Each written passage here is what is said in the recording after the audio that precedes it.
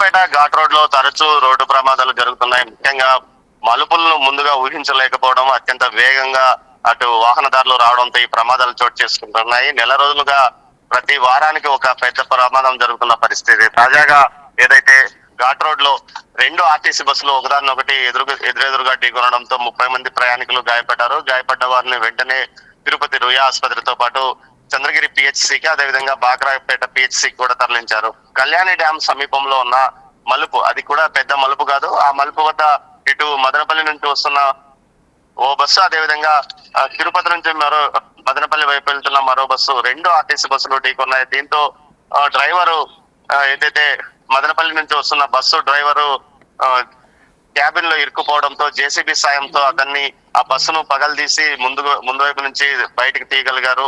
అతనికి తీవ్రంగా గాయాలయ్యాయి. ముఖ్యంగా కాళ్ళు 2 విరిగినట్లు డాక్టర్లు చెప్తున్నారు. అతని పరిస్థితి కొంత సీరియస్ గా ఉంది. దీంతో పాటు ఒక్కసారిగా 2 బస్సులు గుద్దుకోవడంతో ముందు బస్సు వెనక ఏదైతే 2 బస్సుల్లోనే ముందు వైపు కూర్చొని ఉన్న ప్రయాణికులకు గాయాలైన పరిస్థితి. ఏదైతే బస్సులు గుద్దుకున్న సమయంలో అటు ఇటు ఉన్న వారందరికీ రాడ్స్ తగులుకోవడంతో పాటు కింద పడడం, ఇట్లా నడుములు వెనకడం లాంటి బాధతో ఇబ్బంది పడుతున్నారు. మరోవైపు ఏదైతే కొంత వేగం తక్కువగా వస్తున్న వల్ల ప్రమాద తీవ్రత తగ్గిందని చెప్పవచ్చు. లేకపోతే 2 బస్సులు వేగంగా కానీ ఢీకొని ఉంటే సుమారు 10ల సంఖ్యలో మృతులు చెందేవారు. గతంలో ఏదైతే బాక్రాపేట కీలకమైన మలుపుల్లో జరిగిన రోడ్డు యాక్సిడెంట్ లో ఒక బస్సు మీదకి ఒక కారు మీదకి కంటైనర్ ఎక్కడంతో 4 అక్కడక్కడే మరణించారు. ఆ కంటైనర్ ను ఏదైతే కారు మీద నుంచి కంటైనర్ తీసుకోవడానికి పోలీసులు సుమారు 3 గంటల సేపు కష్టపడాల్సి వస్తుందంటే ఎంత కీలక మలుపులు ఆ ప్రాంతంలో ఉన్నాయో అర్థమవుతుంది.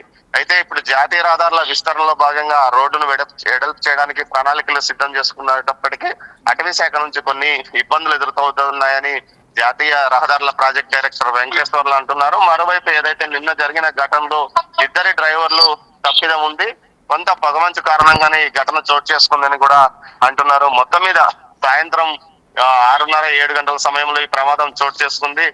వీటిని వెంటనే అక్కడ స్పందించిన స్థానికంగా ఉన్న కళ్యాణి డ్యాం పోలీసు శిక్షణ సిబ్బంది అక్కడికి చేరుకుని సహాయక చర్యలు పాటించడమే కాక అటు చంద్రగిరి సంబంధించి పోలీసులతో పాటు వైద్య సిబ్బందిని కూడా అలర్ట్ చేశారు. మృతుల సంఖ్య 2 బస్సులు ఢీకొనడంతో 2 బస్సులు సంక్రాంతి సీజన్ కావడంతో ఫుల్ గా ఉన్నాయి. ఒక్కో బస్సులో 50 నుంచి 60 మంది ప్రయాణికులు ఉన్న నేపథ్యంలో ఈ ఘటన జరగడంతో బాగా ఇబ్బంది పడే అవకాశం ఉందని భావించినప్పటికీ ఏదైతే వేగం తక్కువగా ఉండడం వల్ల ప్రమాద తీవ్రత తగ్గిందని చెప్పవచ్చు.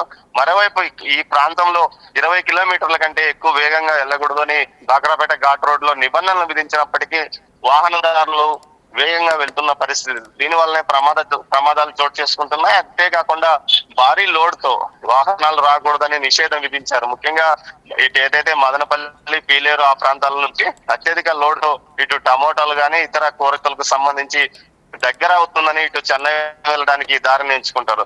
6 వరుసల జాతీయ రహదారి సమీపంలో ఏదైతే చంద్రగిరి నుంచి కొంచెం ముందుకు వెళ్తే ఉన్నప్పటికీ రంపిచెర్ల సమీపంలో ఉన్నప్పటికీ దాన్ని ఉపయోగించకుండా కేవలం 25 కిలోమీటర్ల రహదారి కలిసి వస్తుందనే కారణంతో ఇటు డ్రైవర్లు ఈ దారిని ఎంచుకోవడం, దీంతో యాక్సిడెంట్లు కావడం తరచుగా జరుగుతున్న ఈ పరిస్థితిపై ఇటు ప్రభుత్వం కానీ అటు రవాణా శాఖ కానీ అనేక ఆంక్షలు పెట్టినప్పటికీ వాహనదారులు రాత్రి సమయంలో ఈ దారిని ఎంచుకోవడంతో ఈ మలుపులు ఎక్కువగా ఉండడం ఘాట్ రోడ్ లో ఈ ప్రమాదానికి కారణమవుతుందని చెప్తున్నారు. మొత్తం మీద నిన్న జరిగిన ఘటనలో ప్రాణాపాయం ఎవరికి లేదు.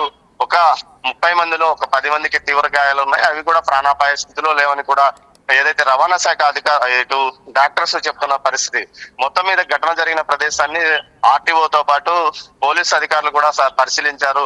భవిష్యత్తులో ఆ ప్రాంతంలో ప్రమాదాలు జరగకుండా ఏదైతే స్పీడ్ తగ్గించే విధంగా అక్కడ కొన్ని చెక్ పాయింట్స్ పెట్టడానికి చర్యలు తీసుకుంటామని అధికారులు చెప్తున్నారు.